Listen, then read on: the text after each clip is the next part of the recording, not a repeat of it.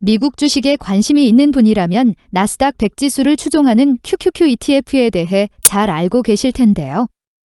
QQQ를 2배로 추종하는 ETF로는 QLD가 있죠. 본 영상에서는 QQQ를 3배로 추종하는 TQQQ 투자에 대해서 생각해 보겠습니다. 수익률의 면에서는 거치식으로 장기 투자하는 것이 가장 높겠지만 단기 투자를 병행할 경우 겪게 될 상황에 대해 자세히 알아둘 필요가 있겠습니다. 본 영상에서 다루는 단기 투자는 아래의 기본 매수, 매도 규칙과 세부 매도 규칙에 따라서 평가되었는데요. 우선 기본적으로 매수는 매 거래일의 시초가로 합니다. 매일 총액의 40분의 1을 적립하는데 예를 들면 총액이 10,000불일 경우 매일 약 250불을 적립하게 되죠. 만약 40회를 적립해도 목표 수익에 미달할 경우에도 추가로 적립은 하지 않습니다. 다음으로 매도는 기본적으로 종가에 합니다. 수익금이 300불 미만인 경우에는 목표 수익률을 초과해도 매도하지 않습니다. 40회 미만의 적립에도 목표 수익률과 목표 수익금을 만족하는 경우에는 매도를 실행합니다.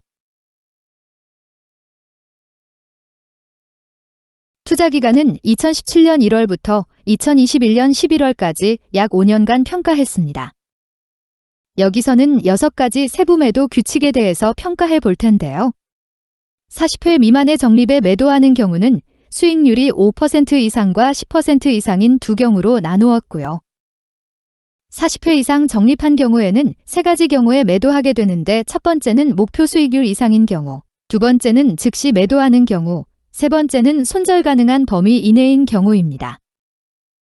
각 규칙별로 평가한 항목은 모두 6가지로 매도 횟수, 평균 수익 실현 거래일, 최장 수익 실현 거래일, 총 수익금, 손절 횟수, 최대 손절액입니다.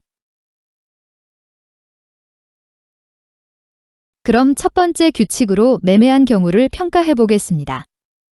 적립 횟수가 40회 미만이든 이상이든 목표 수익률 5% 이상일 때만 매도하는 규칙입니다. 우선 차트의 구성에 대해서 설명드리겠습니다. 차트의 X축은 매도한 날짜이고 파란색 막대 차트는 수익금인데 왼쪽 Y축에 해당합니다. 파란색 막대가 높을수록 수익금도 크겠죠? 오렌지색 꺾은 선 차트는 수익 실현에 소요된 거래일로 오른쪽 Y축에 해당합니다. 오렌지색 선이 높을수록 수익 실현에 오랜 시간이 소요되었다는 의미로 단기 투자자에겐 불리하겠죠. 이 규칙으로 단기 적립 투자한 경우 5년간 총 40회 수익 실현을 할 수 있었네요. 평균적으로 수익 실현하는데 소요된 기간은 20.5일이었고요.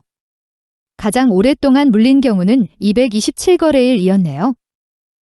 5년간의 총 수익금은 약 18,000불이었군요. 이 매도 규칙은 목표 수익을 달성한 경우에만 매도하는 것이었으니 당연히 손절은 전혀 발생하지 않았습니다.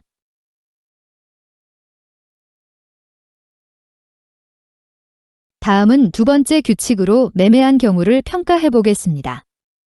적립 횟수가 40회 미만이면 수익률이 5% 이상일 때만 40회를 적립하면 즉시 매도하는 규칙입니다.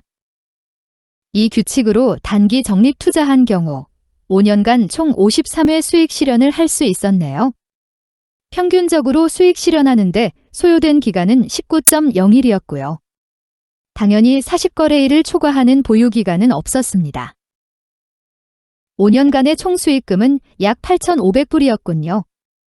40회를 적립하면 무조건 즉시 매도하는 규칙이었으니 총 6회의 손절이 발생했고요. 최대 손절액은 약 2,800불이었습니다.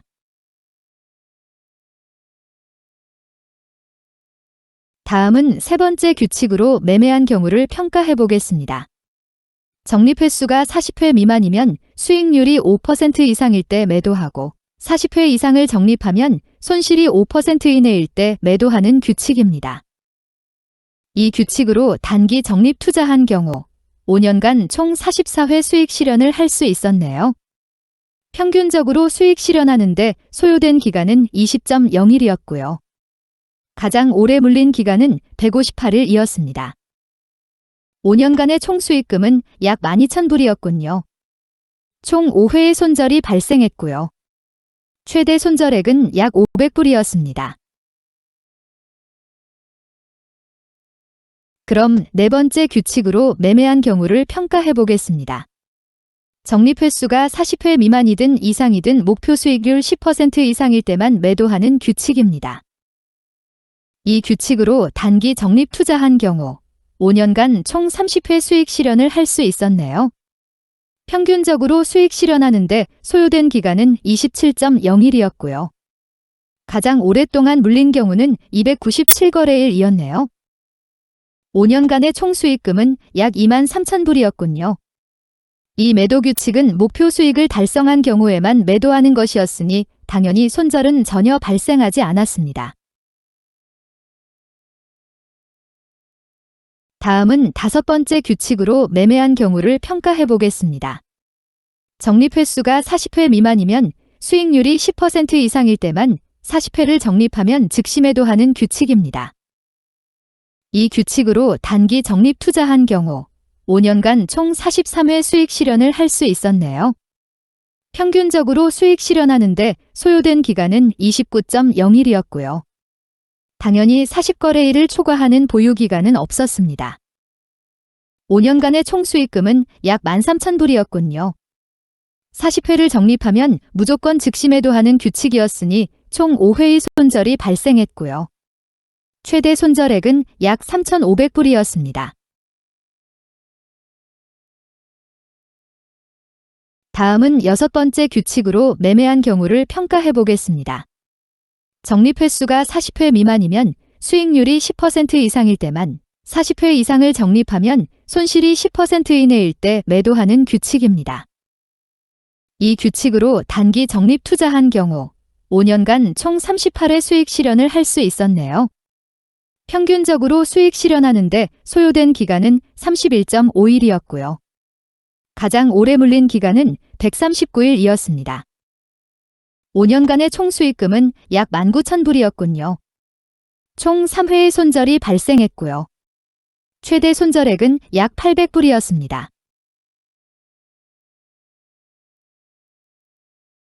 이렇게 6가지 규칙을 모두 평가해 보았습니다.